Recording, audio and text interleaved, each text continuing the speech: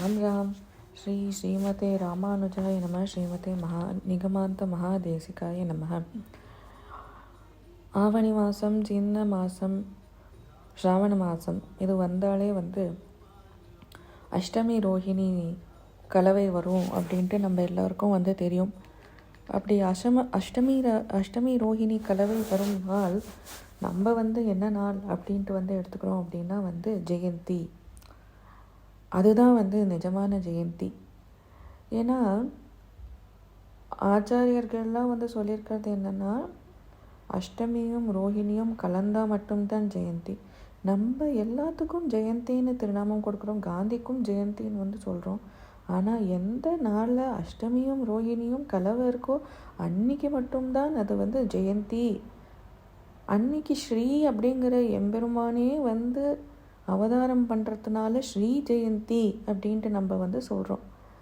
அப்பேற்பட்ட எம்பெருமான் பகவான் நம்மளுக்கு கோபாலனா நம்மளுக்கு அவதாரம் பண்ணுறார். கோவுக்கு 3 அர்த்தங்கள் உண்டு. ஒன்று வேதம், ஒன்று பசு, ஒன்று பூமி. இப்பேற்பட்ட கோவை சம்ரக்ஷணம் பண்ணுறதுக்காக, பூமி சம்ரக்ஷணம் பண்ணுறதுக்காக, வேதங்களை சம்ரக்ஷணம் பண்ணுறதுக்காக, தர்மம் நிலையாக இருக்கிறதுக்காக, அடுத்தது நம்ம பசுக்கள் நம்மெல்லாம் அஜ்ஞானம் அப்படிங்கிற சுழலில் இருக்கோம். அஜ்ஞானம் அப்படிங்கிற சுழலில் நம்ம இருக்கிறதுனால நம்மளுக்கெல்லாம் பசுக்கள் அப்படின்ட்டு தான் நம்மளுக்கு பேர். ஏன்னா ஞானம் வந்துட்டால் அது எப்படி பசு, ஞானம் பரமாத்மாவோட நம்ம ஐக்கியமாயிட மாட்டோம் இல்லையா? ஞானம் வந்தாலும் நம்மளுக்கு பஞ்சேந்திரியங்கள், கர்மேந்திரியங்கள், ஞானேந்திரியங்களோட டெம்டேஷன் அதிகமாக இருக்கிறதுனால அந்த கோபாலன் தான் அந்த கையில் குச்சியை வச்சுட்டு, அந்த சாட்டையை வச்சுட்டு, அந்த பசுக்களெல்லாம் அந்த திசையில் போ, இந்த திசையில் போன்னு சொல்கிறவன் அவன்தான் நம்மளுக்குள்ளேருந்து செயல்பட்டுருக்கான். அவன்தான் இந்த பசுவான சரீரத்தை அவன் அந்தர்யாமியாக இருந்து அவன்தான் செயல்பட்டுருக்கான். அப்பேற்பட்டவன் கோபாலன். கிருஷ்ணன் அப்படிங்கிறதுனாலே மதுரம், கிருஷ்ணன் அப்படிங்கிறதுனாலே அழகு, கிருஷ்ணன் அப்படிங்கிறதுனாலே சௌந்தர்யம், கிருஷ்ணன் அப்படிங்கிறதுனாலே சர்வஸ்வம், எல்லாமே கிருஷ்ணம் அப்படிங்கிறது. சுவாமி தேசிகன் திருவேந்திரபுரம் அப்படிங்கிற க்ஷேத்திரத்தில் என்ன ஒரு விசேஷம் அப்படின்னா ஆழ்வார்கள் அருளி செயல் அப்படிங்கிறது க்ஷேத்திரமாக போய் பாடினா. அதே மாதிரி சுவாமி தேசிகன் அவர் ஏதாவது ஒரு விஷயம் சொல்கிறார் இல்லை பண்ணுறன்னா அதுக்கு அந்தந்த க்ஷேத்திர மகாத்மியம் அப்படிங்கிறது கண்டிப்பாக உண்டு. ஃபார் எக்ஸாம்பிள், ஸ்ரீஸ்துதி பெருந்தேவி தாயார் சன்னதியில் அருளி செஞ்சுருக்கிறது. அடுத்தாப்பில் நம்ம பார்க்குறது இந்த மகாவீர வைபவம். மகாவீர வைபவம் அப்படிங்கிறது திருவேந்திரபுரத்தில் அருளி செஞ்சுருக்கிறது. அதே மாதிரி திருவேந்திரபுரத்தில் அடுத்தது அருளி செஞ்சிருக்கிறது கோபால விம்சதி. ராமனுக்கு அருளி செஞ்சு முடிச்சாச்சு மகாவீர வைபவமாக. இப்போது கண்ணனுக்காக திருவேந்திரபுரத்தில் 20 வரிகளால் கோபால விம்சதி அப்படின்ட்டு அருளி செஞ்சிருக்க. சுவாமி தேசிகன் அருளி செஞ்சிருக்கிற கோபால விம்சதி எப்பேற்பட்டதுன்னா, கடைசி நிமிஷத்தில் நம்மளுக்கு அவனோட ஸ்மரணை வரணும். அப்போ தான் நம்ம அவனோட ஐக்கியமாக முடியும்.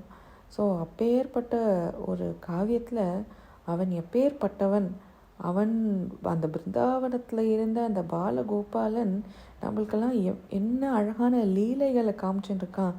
அந்த அழகான லீலைகளை நம்ம ஸ்மரித்தாலே அவன் பாதார விந்தத்தில் நம்மளால் சேர முடியும். அப்பேற்பட்ட பரம புருஷனே நம்மளுக்கு லீலை காமிக்கிறான்னா எப்பேற்பட்ட விஷயம் அப்படிங்கிறத நம்ம கோபால விம்சதியில் சேவிச்சிருக்கு. சுவாமி தேசிகருக்கு ஒரு விஷயம் உண்டு. எல்லாராத்துலேயும் மந்திரங்கள் ஜப உச்சாரணை பண்ண முடியாது. ஒரு குருவால் உபதேசம் வாங்கி தான் மந்திர உச்சாரணை பண்ண முடியும். அதனால் அவர் என்ன பண்ணிட்டார் அப்படின்னா, ஏதோ இன்டர்நெட் பார்த்தோ இல்லை புக் பார்த்தோ நம்ம குரு மந்திர உபதேசம் பண்ண முடியாது. ஸோ ஸ்தோத்திர ரூபமாய் நம்மளுக்கு எல்லாரும் படிக்கிற மாதிரி நம்மளுக்கு கோபால விம்சதி, சுதர்ஷனாஷ்டகம் இதெல்லாம் நம்மளுக்கு கொடுத்துருக்கு. ஸோ இப்பேற்பட்ட கோபால விம்சதி நம்ம பார்க்குறது அந்த கிருஷ்ணனோட அழகான லீலைகளை நம்ம கோபால விம்சதி வழியாக நம்ம பார்க்க போகிறோம். அது உள்ள என்ன தாத்பரியம் இருக்குது அப்படிங்கிறத நம்ம பார்க்க போகிறோம். அந்த பாலகோபால மந்திரமே வந்து வடிவெடுத்து வந்திருக்கிறது இந்த ஸ்தோத்திரம். அதை நம்ம எல்லாரும் ரசிக்க போகிறோம். சுவாமி தேசிகர் தனியன் ஸ்ரீமான் வெங்கடநாத்தாரிய கவிதார்க்கிக கேசரி வேதாந்தாச்சாரிய வரியோமே சந்நிதத்தாம் சதா ஹிருதி. இப்போது முதல் வரியிலேயே அந்த முதல் வரி நம்ம வந்து கிருஷ்ணனை பற்றி தெரிஞ்சுக்கணும் அப்படின்னா எல்லோரும் என்ன பண்ணுவா, இப்போது இந்த காலத்தில் இன்றைக்கி ட்ரெண்டு நாராயணியம் படிப்பாள். நாராயணியம் படித்த அடுத்தது வேறு நிறைய டைம் இருக்கிறவா என்ன படிப்பா, பாகவதம் படிப்பா. ஏன்னா ஸ்வயம் கிருஷ்ணன் சொல்லியிருக்கான், பாகவதத்துக்குள்ளே நான் இருக்கேன் அப்படின்ட்டு வந்து சொல்லியிருக்கான். ஸோ அப்பேற்பட்ட ஒரு விஷயம் இங்கே வந்து என்ன அப்படின்னா, சுவாமி இப்போ பாகவதம் நம்மளுக்கு சரியாக புரியணும், கிருஷ்ணனை பற்றி நம்மளுக்கு ஒழுங்காக தெரியணும் அப்படின்னா வேறு ஒரு விஷயம் இல்லாமல் வெறும் கிருஷ்ணனை பற்றியே வந்து ஒரு காவியம் எழுதியிருக்கார். அது வந்து 2000க்கு மேலே ஸ்லோகங்கள். அப்பேற்பட்ட காவியம் வந்து யாதவாபியுதயம் அப்படிங்கிற ஒரு மகா காவியம். வைஷ்ணவர்களுக்கு வந்து 5 முக்கியமான கிரந்தங்கள் வந்து உண்டு. அந்த 5 முக்கியமான கிரந்தங்கள் சுவாமி தேசிகர் அருளி செஞ்சிருக்கார். அந்த 5 முக்கியமான கிரந்தங்களில் ஒரு கிரந்தம் வந்து யாதவாபியுதயம் அப்படிங்கிற ஒரு கிரந்தம். மற்ற 4ம் நான் சேவிச்சிடுறேன். 1 பாதுகா சகசரம், 2 ஹம்ச சந்தேஷம், 3 சுபாஷித நீவி, 4 சங்கல்ப சூரியோதயம். இதை தவிர யாதவாபியுதயம். இந்த 5 மகா கிரந்தங்கள் வைஷ்ணவர்களுக்கு ரொம்ப ரொம்ப ரொம்ப முக்கியம். அதில் வந்து யாதவாபியுதயத்தில் வந்து அப்படியே வந்து வேறு ஒரு கலவையே வந்து கிடையாது. அப்படியே கண்ணனோட சரித்திரம் மொத்தமும் வந்து இருக்கும். அப்பேற்பட்ட யாதவாபியுதயத்தில் வர முதல் வரி தான் கோபால விம்சத்தியில் வர முதல் வரி. ஸோ அவர் வந்து துல்லியம் பண்ணுறார். Gopala விம்சதி is equal to Yadavabhyudayam அப்படிங்கிறத அவர் வந்து இங்கே வந்து நம்மளுக்கு சொல்கிறார். இவர் முதல்ல வந்தே பிருந்தாவனச்சரம் வல்லவி ஜன வல்லபம் ஜெயந்தி சம்பவம் தாம வைஜயந்தி விபூஷணம் அப்படின்ட்டு வந்து நம்மளுக்கு சொல்கிறார். நான் சொன்ன மாதிரி ஸ்ரீ ஜெயந்தி அப்படிங்கிறது வந்து கண்ணன் பிறந்த அன்னைக்கு தான் ஸ்ரீ ஜெயந்தி, மற்ற எந்த நாளும் ஜெயந்தி கிடையாது. ஸோ அது வந்து ஒரு வழக்கம் போல் வந்துடுதே தவிர ஆச்சாரிய மகாபுருஷர்கள் கிட்ட நீங்கள் கேட்டீங்கன்னா தெரியும், ஜெயந்தி அப்படின்னா அஷ்டமி ரோஹிணி கலந்தால் மட்டும்தான் ஜெயந்தி. அஷ்டமி ரோஹிணி கலந்தால் அது கிருஷ்ண ஜனனம் தான். ஸோ கிருஷ்ண ஜனனம் மட்டும்தான் ஜெயந்திக்கு லாயக்கான ஒரு நாள். ஸோ அப்பேற்பட்ட ஸ்ரீ ஜெயந்தியில் பிறந்த அந்த நம்ம எல்லாரையும் ரட்சிக்கிற அந்த கோபாலனானவன் பிருந்தாவனம் அப்படிங்கிற க்ஷேத்திரத்தில் வந்து நடந்தானாம். அந்த பிருந்தாவன க்ஷேத்திரத்தை வந்து இவன் தான் பாவனமாக்கினான் அப்படிங்கிறதுக்கு நிறைய அர்த்த தாத்பரியங்கள் வந்து உண்டு. ஸோ நம்ம இந்த அர்த்த தாத்பரியத்தை வந்து நம்ம வந்து பார்ப்போம். இந்த அர்த்த தாத்பரியத்தில் நம்ம பார்த்தோம் அப்படின்னா வந்து பிருந்தாவனம் அப்படிங்கிறது எப்பேற்பட்டது அப்படின்னா எல்லா இடத்துலையும் பசுக்கள் உள்ள இடம் அப்படின்ட்டு முதல்ல வந்து நம்ம வந்து பார்க்கலாம். அப்படின்னா அப்படியே வந்து பசுக்களாக நிறைஞ்சிருக்குமா, அவ்வளோ பசுக்கள் நிறைஞ்சிருக்கிற ஒரு காட்டில் இவன் நடுவில் நடந்தான். அப்படின்னா என்ன அப்படின்னா பசுக்களாக நிரம்பி இருக்கிற இடம் நம்மெல்லாம் இருக்கிற இடம். அப்பேற்பட்ட இடமே வந்து பிருந்தாவனம் தான். அப்படின்னா எங்கே அஜ்ஞானம் உள்ள பசுக்கள் இருக்கோ அங்கே வந்து கண்ணன் வந்து நடந்தா அங்கே ஞானம் வந்து உற்பத்தம் ஆயிடும். முதல்ல அது அவனோட அந்த சரணாரவிந்தம் பட்டாலே அந்த பசுக்களுக்கு வந்து ஞானம் உற்பத்தம் ஆயிடும். அப்பேற்பட்டது வந்து மதுராவில் பிறந்து பிருந்தாவனத்தில் நடந்தவன் இவன். ஓகேயா? ஸோ இந்த பிருந்தாவனத்தில் வந்து காலக்ஷேபத்துலலாம் ஒரு அர்த்த விசேஷம் வந்து சேவிப்பாள். பிருந்தாவனம் அப்படிங்கிறது எப்பேற்பட்ட க்ஷேத்திரம் அப்படின்ட்டு. பிருந்தாவனம் அப்படின்னா செடியில் வந்து முள் இருக்கும். சில செடிகள்லாம் முள் வந்து நிரம்பி இருந்த இடம் பிருந்தாவனம். அப்படின்னா நடக்கவே முடியாமல் வந்து ஜனங்க கஷ்டப்பட்டு இருந்தான் பிருந்தாவனத்தில். ஆனால் இவன் பாதாரவிந்தம் பட்ட உடனே அங்கே நடக்க முடிஞ்சது எல்லாராலையும். இவன் எப்பேற்பட்டவன்னா, கிருஷ்ணனோட சரணம் வந்து எப்பேற்பட்டதுன்னா, அது வந்து அவ்வளோ, அதுதான் வல்லபாச்சாரியர் பாடியிருக்கார்.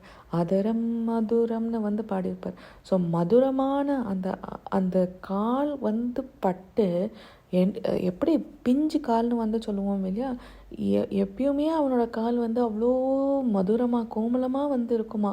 அப்பேற்பட்ட கால் பட்டு முள் வந்து ஒரு புல்லாக வந்து மாறித்து அப்படின்னா, ஒருத்தன் ஹிருதயம் எவ்வளோ கடினமாக ஒரு கல் போல் இருந்தாலும் கிருஷ்ணனோட பாதார விந்தம் இதுதான் பட்டதிரேலும் வந்து சேவிக்கிறார்.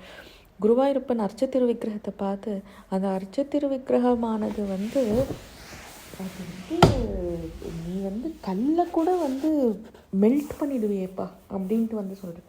ஸோ எப்பேற்பட்ட நம்ம கல்லான ஹிருதயம் மெல்ட் பண்ணுற அளவுக்கு அவனுக்கு வந்து அந்த மதுரத்துவம் வந்து உண்டு. ஸோ அப்பேற்பட்ட அந்த கண்ணபிரானோட கால் பிருந்தாவனத்தில் வந்து பட்டு அந்த பிருந்தாவனமே வந்து பாவனமாக ஆகிடுது, புண்ணிய பூமியாக ஆகிடுது. அப்பேற்பட்ட கண்ணன் வல்லவி ஜன வல்லபாம் அப்படின்ட்டு வந்து சொல்கிறேன். ஸோ வந்து இங்கே நம்ம வந்து வல்லவி ஜன வல்லபாம் அப்படிங்கிறது ஜென்ரலி வந்து ஸ்ரீதேவிக்கு வந்து புருஷனாக இருக்கிறவன். ஆனால் இந்த இடத்துல நம்ம எடுத்துக்க வேண்டியது என்ன அப்படின்னா, கோபியர்கள் அப்படின்னா யார் வந்து அவனை வந்து பிரியமாக வந்து நினைக்கிறாளோ அப்படின்னா, கண்ணனை வந்து நீங்கள் எப்படி அடைய முடியும் அப்படின்னா, எந்த மந்திரத்தாலையும் எந்த தந்திரத்தாலையும் எந்த பூஜையாலையும் எந்த புனஸ்காரமாலையும் அடைய முடியாத ஒருவன் கண்ணன். ஆனால் நீங்கள் எப்படி கண்ணனை அடையலாம் அப்படின்னா, நீ ஒருவனே கதி, எனக்கு நீ தான் வந்து எல்லாம், நீ தான் வந்து என்னோட. இப்போ எல்லாரும் வந்து லவ்வர்ஸ்லாம் லவ் லெட்டர் எழுதுவா இல்லையா, அதே மாதிரி லவ் தான். அந்த லவ் நம்மளுக்கு யார் மேலே இருக்கணும், கண்ணன் மேலே இருக்கணும். அப்பேற்பட்ட வல்லவி ஜன வல்லவா, யாரெல்லாம் வந்து வல்லவிகளாக இருக்காளோ கோபியர்களாக இருக்காளோ அவளுக்கெல்லாம் வல்லபனாக வந்து இருப்பான், அப்படின்னா லவ்வராக வந்து இருப்பான். அப்பேற்பட்டவன் ஜெயந்தி சம்பவம், அஷ்டமியும் ரோஹிணியும் கிருஷ்ணபக்ஷ அஷ்டமியும் ரோஹிணியும் என்னைக்கெல்லாம் வந்து வருதோ, ஆவணி மாதத்தில் வந்து சேர்ந்தது அப்படின்னா அது வந்து சிம்ம மாதத்தில் சேர்ந்ததுன்னா அது மட்டும்தான் ஜெயந்தி. அப்பேற்பட்ட ஜெயந்தியில் பிறந்த தாமனானவன் அப்படின்னா வந்து அந்த வைகுண்டநாதனானவன், அப்பேற்பட்ட பரம ஜோதி ஆனவன், அப்பேற்பட்டவன் வந்து வைஜெயந்தியை வந்து தரிச்சண்டு அப்படின்னா காட்டுப்பூக்கள், வனமாலை, வைஜெயந்திலாம் காட்டுப்பூக்கள், எங்கேயுமே கிடைக்காத பூக்கள், அப்பேற்பட்ட பூக்களை வந்து தரிச்சண்டு சுத்தினவன். அப்பேற்பட்டவன் வந்து இவனுக்கு அந்த இவனோட இப்பேற்பட்ட ஒரு ஸ்வரூபத்தில் நம்மளுக்கு என்ன தெரியாது அப்படின்னா, நம்ம என்றைக்கும் நினச்சிடக்கூடாது பகவானை அடைய முடியாது அப்படிங்கிறது. எல்லாரும் அப்படி தான் பண்ணுறோம். என்னென்னா வந்து ஹியூமன் பீயிங்ஸோட பாடி அவள் என்ன நினச்சிடுவா அப்படின்னா, இந்த பாடியால் அவனை அடைய முடியாதுன்னா சரி அடைய முடியாது போ, நான் வந்து அப்படியே போயிடுறேன் அப்படின்ட்டு. அதுக்கு தான் வந்து நம்ம ஜனனம் பண்ணிகிட்டே இருக்கோம். அடுத்தாப்பில் வந்து நிறைய மந்திரங்கள் தந்திரங்கள்லாம் வந்து பண்ணுறவாளால் ஒரு பாயிண்ட் ஆஃப் டைமில் கபவாத பித்தம்னால பண்ணாமல் போயிடலாம். கடைசி காலத்தில் அப்படி பண்ணாமல் போகும்போது வந்து அவள் வந்து நினச்சிடலாம் இனிமேல் நம்மளால் அடைய முடியாது. அப்போ வந்து என்னாகும், அன்வான்ட் தாட்ஸ், அன்னெசரி தாட்ஸ் வரும். அதனால் கண்ணன் அடையிறதுக்கு உங்களுக்கு வந்து எந்த விதமான மந்திரதந்திர யந்திரமும் அவசியம் வந்து கிடையாது, எந்த விதமான ஸ்லோகம் ஸ்தோத்திரங்களும் அவசியம் கிடையாது. பிரேமம் மட்டும்தான் போரும். அது அவனோட வாத்சல்யம், சௌஷீல்யம், சௌலபியத்தை நம்மளுக்கு வந்து காட்டும்.